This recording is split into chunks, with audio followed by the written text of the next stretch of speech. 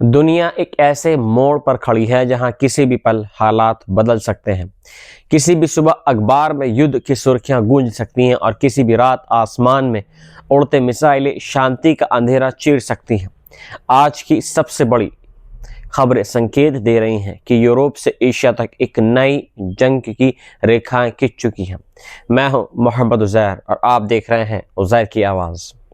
और आज हम आपको बताने वाले हैं कि कैसे ब्रिटेन ने जर्मनी के साथ मिलकर ऐसा हथियार हासिल कर लिया है जो चलते चलते 70 किलोमीटर दूर से दुश्मन को ख़त्म कर सकता है। और इसी बीच चीन ने ताइवान को चारों दिशाओं से घेर कर युद्ध का नोटिस थमा दिया है। और आगे हम बात करेंगे यूक्रेन की उस गुहार की जो राष्ट्रपति जेलेंस्की अमेरिका से कर रहे हैं कि हमें 30 से 50 साल तक की सुरक्षा गारंटी चाहिए, नहीं तो इस देश का अस्तित्व मिट सकता है। और ये सब कुछ इतना तेजी से बदल रहा है कि दुनिया एक बार फिर दो खेमों में बढ़ती दिख रही है। यूके और जर्मनी ने मिलकर 52 मिलियन पाउंड यानी करीब $70 मिलियन की डील साइन की है एक नई मोबाइल आर्टिलरी RCH-155 के लिए। एक ये पोत सिर्फ तोप नहीं, चल तो ही मौत है, क्योंकि बाकी तोपों की तरह से रुक कर सेटअप करने की ज़रूरत नहीं पड़ती। सीधा चलते चलते चलाओ और निकल जाओ। और यही तकनीक यूक्रेन युद्ध ने सिखाई है कि अगर तुम रुक गए तो सामने से दुश्मन की मिसाइलें आने में 1 सेकंड भी नहीं लगेंगी। इस हथियार से ब्रिटिश आर्मी की मारक क्षमता 2 गुनी ही नहीं बल्कि 3 गुनी हो जाएगी, क्योंकि अब वे 70 किलोमीटर दूर बैठे दुश्मन के बेस, गोला बारूद, केंद्र, कमांड पोस्ट सबको हवा कर सकते हैं। ब्रिटिश मंत्री ल्यूक पॉलर्ड ने साफ कहा है, यूक्रेन युद्ध ने हमें सिखा दिया है कि फायर एंड रन ही जीत का फॉर्मूला है। तुमने फायर किया और तभी तक तुम जिंदा हो जब तक तुम वहां खड़े नहीं हो।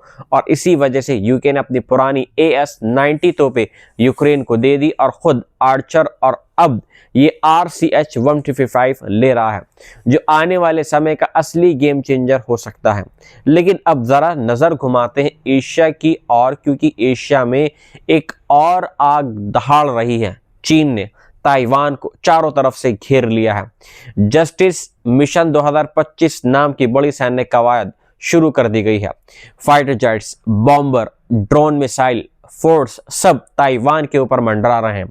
चीन का संदेश सीधा है, ताइवान कहीं भाग नहीं सकता। यानी PLA चीन की सेना कह रही है कि वे किसी भी वक्त मोबाइल ग्राउंड टारगेट पर सटीक हमला कर सकती है। और ये ड्रिल नहीं बल्कि एक चेतावनी है, खासकर उस समय जब ट्रंप प्रशासन ने ताइवान को $11 बिलियन यानी 90,000 करोड़ से ज्यादा के हथियार पैकेज दिए हैं। अमेरिका ने एक बोल दिया है कि ताइवान को मजबूत करो। चीन बोला, ज्यादा उछलोगे तो कुचल दिए जाओगे। चीन के विदेश मंत्रालय ने इतनी सख्त भाषा पहले कभी नहीं बोली थी। उन्होंने ताइवान को कहा पाउडर केग यानी बारूद का गोदाम, और दुनिया को कहा ताइवान पर दखल दोगे तो तुम्हें सीधा हैंड ऑन ब्लो मिलेगा, यानी सामने से टक्कर, और टक्कर भी ऐसी कि फिर उठने की हिम्मत आप नहीं कर पाओगे। ताइवान का कहना है, हमारा सैन्य सतर्कता स्तर सबसे ऊपर है और हम चीन की धमकियों से डरकर पीछे हटने वाले नहीं हैं। ताइवान की जनता कह रही है कि चीन शांति का नाम लेता है और मिसाइल चलाने की तैयारी कर रहा है। ये दोहरा खेल हमेशा से चलता आया है। अब सवाल यह है कि इतना सब दुनिया में क्यों हो रहा है और इसका असर आम लोगों पर क्या होगा। बच्चों के बस्ते से ज्यादा बजट अब तोपों पर लग रहे हैं, अस्पतालों से ज्यादा पैसा गोलियों पर खर्च हो रहा है। और ये सब हमें याद दिलाता है यूक्रेन की आंखों में बसे वो डर को। वहां का हर बच्चा अब युद्ध की आवाज सुनकर नहीं कांपता है, क्योंकि वह आवाज अब उसकी रोजमर्रा की जिंदगी बन चुकी है।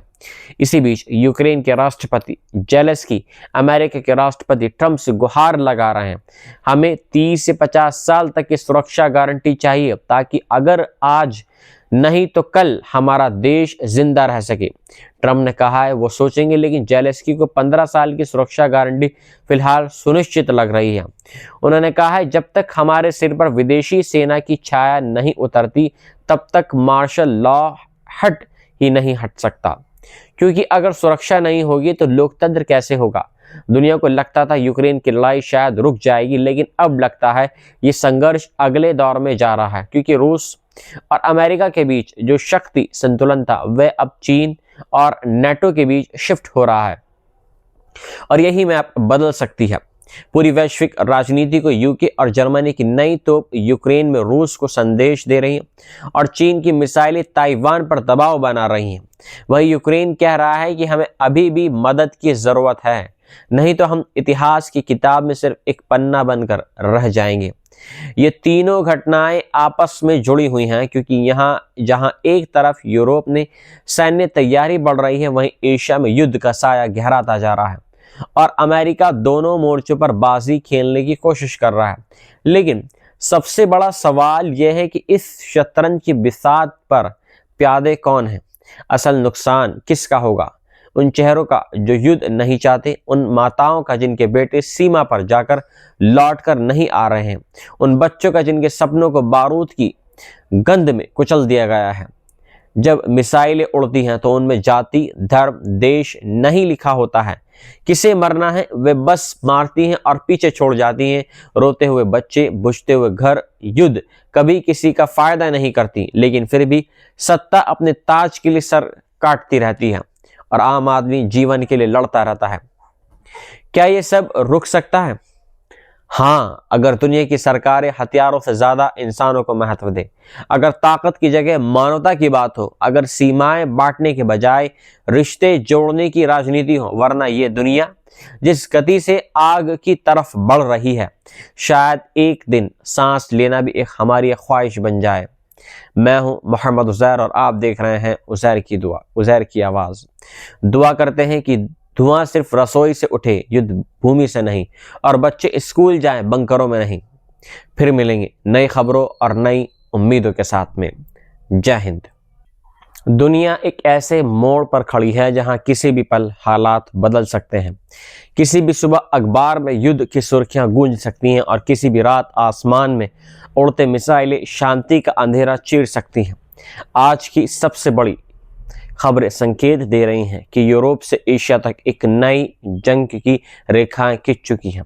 मैं हूं मोहम्मद उज़ैर और आप देख रहे हैं उज़ैर की आवाज़। और आज हम आपको बताने वाले हैं कि कैसे ब्रिटेन ने जर्मनी के साथ मिलकर ऐसा हथियार हासिल कर लिया है जो चलते चलते 70 किलोमीटर दूर से दुश्मन को ख़त्म कर सकता है। और इसी बीच चीन ने ताइवान को चारों दिशाओं से घेर कर युद्ध का नोटिस थमा दिया है। और आगे हम बात करेंगे यूक्रेन की उस गुहार की जो राष्ट्रपति जेलेंस्की अमेरिका से कर रहे हैं कि हमें 30 से 50 साल तक की सुरक्षा गारंटी चाहिए, नहीं तो इस देश का अस्तित्व मिट सकता है। और ये सब कुछ इतना तेजी से बदल रहा है कि दुनिया एक बार फिर दो खेमों में बढ़ती दिख रही है। यूके और जर्मनी ने मिलकर 52 मिलियन पाउंड यानी करीब $70 मिलियन की डील साइन की है एक नई मोबाइल आर्टिलरी RCH-155 के लिए। एक ये पोत सिर्फ तोप नहीं, चलते ही मौत है, क्योंकि बाकी तोपों की तरह से रुक कर सेटअप करने की ज़रूरत नहीं पड़ती। सीधा चलते चलते चलाओ और निकल जाओ। और यही तकनीक यूक्रेन युद्ध ने सिखाई है कि अगर तुम रुक गए तो सामने से दुश्मन की मिसाइलें आने में 1 सेकंड भी नहीं लगेंगी। इस हथियार से ब्रिटिश आर्मी की मारक क्षमता 2 गुनी ही नहीं बल्कि 3 गुनी हो जाएगी, क्योंकि अब वे 70 किलोमीटर दूर बैठे दुश्मन के बेस, गोला बारूद, केंद्र, कमांड पोस्ट सबको हवा कर सकते हैं। ब्रिटिश मंत्री ल्यूक पॉलर्ड ने साफ कहा है, यूक्रेन युद्ध ने हमें सिखा दिया है कि फायर एंड रन ही जीत का फॉर्मूला है। तुमने फायर किया और तभी तक तुम जिंदा हो जब तक तुम वहां खड़े नहीं हो। और इसी वजह से यूके ने अपनी पुरानी AS-90 तोपें यूक्रेन को दे दी और खुद आर्चर और अब ये RCH-155 ले रहा है, जो आने वाले समय का असली गेम चेंजर हो सकता है। लेकिन अब जरा नजर घुमाते हैं एशिया की ओर, क्योंकि एशिया में एक और आग दहाड़ रही है। चीन ने ताइवान को चारों तरफ से घेर लिया है। जस्टिस मिशन 2025 नाम की बड़ी सैन्य कवायद शुरू कर दी गई है। Fighter jets, bomber, drone, missile force सब ताइवान के ऊपर मंडरा रहे हैं।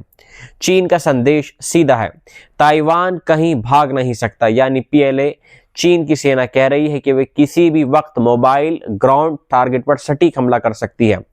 और ये ड्रिल नहीं बल्कि एक चेतावनी है।